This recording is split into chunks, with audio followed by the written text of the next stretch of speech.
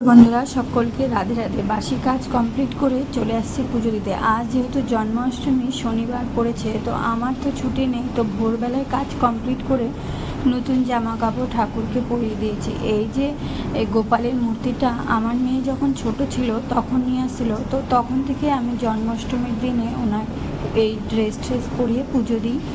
আর এভাবেই আমি জন্মাষ্টমী ব্রত পালন করি। যেহেতু আমি বাড়িতে থাকি না, সকালে 9:30 নাগাদ যাই, রাত্রে 7টা 7:30টায় আসি।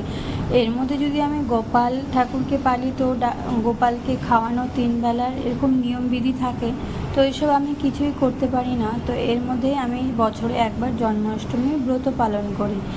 আর আমি আমার ডিউটি থেকে ছুটি হয়ে গেছিলো রাত, তো এসে হাজব্যান্ডের প্রেশারটা লো হয়ে গেছিলো, খুবই শরীর খারাপ হচ্ছিলো, তো প্রেশারটা মেপে দেখলাম।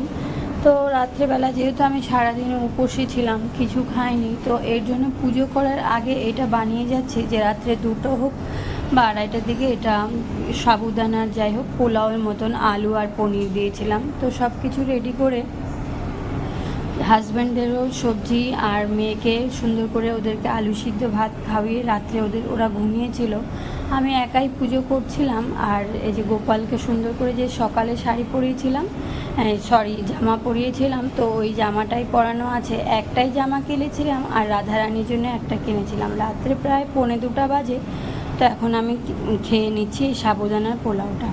কেন কি সারাদিন কিছু না খেলে না শরীরটা খুবই ক্লান্ত লাগে, যেহেতু বাড়িতে থাকা হয় না, এর জন্য আরও বিশেষ করে ক্লান্ত লাগে। যে বাড়িতে থাকলে কি হয়, একটু শোয়া যায়। তারপরের দিন সকালবেলা পিঠে যেহেতু আমি কিনে নিয়ে আসছিলাম মিষ্টির দোকানে, মাখনভোগ, শিলিগুড়ি যে মাখনভোগ তোমরা সকলেই চিনবে, তো ওইখান থেকে ভালো, দোকানটা পরিষ্কার, তো এখান থেকে সব তালের বড়া, পিঠে সব কিছু পাওয়া যায়। তো আজ যেহেতু মনসা পূজা, আমাদের কিন্তু কচু পাতাতে আর মাটির সরাতে মনসা ঠাকুরকে কলা আর দুধ কলা দেওয়া হয়।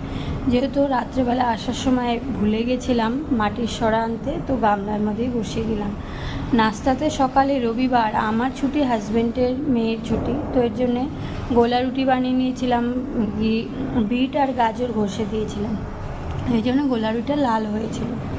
আর দুপুরে খাওয়ারে সয়াবিন আলু দিয়ে তরকারি, আর সাথে কয়েকটু পনির দিয়ে দিয়েছিলাম, অল্প পনির ছিল, তো এটাই দুপুরের খাওয়ার। আর ডাল বানিয়েছিলাম কুয়াশ দিয়ে ঘন করে, বেশ খেতে কিন্তু ভালোই লাগে। সয়াবিনটা দিলে মেয়ে খুব পছন্দ করে, তো পনিরও ছিল একটু এর মধ্যে। আর আলাদা কিছু করিনি, কেন কি এই সারাদিন উপোস থাকলে না তারপরের দিন শরীরটা বেশ খারাপ লাগে। আবার আমাকে যেহেতু যেতে হবে কাল থেকে আবার ডিউটি, তো ওই জন্য একটু শর্টকাটে রান্না করলাম, আর অন্য কিছু করিনি। এটা দিয়ে আজকে একটু কাচের প্লেটে খাওয়ার ইচ্ছা হলো, হাজব্যান্ড বলো চলো খাই। আমরা তো কী করি, আমরা মধ্যবিত্ত মানুষদের কাচের প্লেট, কাচের জিনিস যা কিছু ভালো থাকবে, যখন আত্মীয় স্বজন আসবে তাদের জন্য বের করা, কখনো কখনো নিজেরাও খেতে লাগে। যাই হোক, দুপুরে খাওয়ার কমপ্লিট করে একটু রেস্ট নিয়ে বেরিয়ে যাব আমি আমার হাজব্যান্ড দুজনে একটা মোবাইল কিনতে।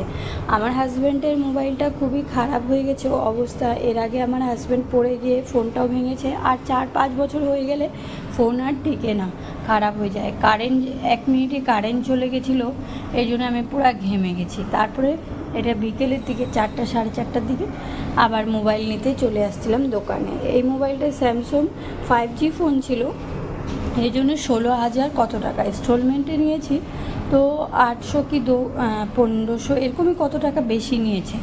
ফোন কেনার পরে গিফটও দিয়েছে, আমি তোমাদেরকে দেখাচ্ছি পরে। আসার পথে সিঙ্গারা আর হলো চানাচুর ঘরেই ছিল, তো সন্ধ্যাতে যেহেতু একদিন বাড়িতে থাকলে কি হয়, সন্ধ্যাবেলা একটু কিছু বানানো হয়, তো শাশুড়ি মাকে দিয়ে দিলাম। আমি আমার হাজব্যান্ড দুজনে বসে নিচে বসে মুড়ি খাচ্ছিলাম, দুজনে গান শুনতে শুনতে, বেশ ভালোই লাগে কখনো।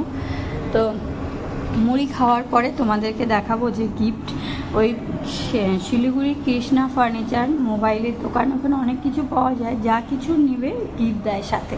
দেখো একটা বোতল দিয়েছে, তারপরে ইয়ারফোন, এটা সব এগুলি 3টাই দিয়েছে। আর রাত্রের খাবারে যা দিনের ছিল ওটা দিয়েই চালিয়ে নিব।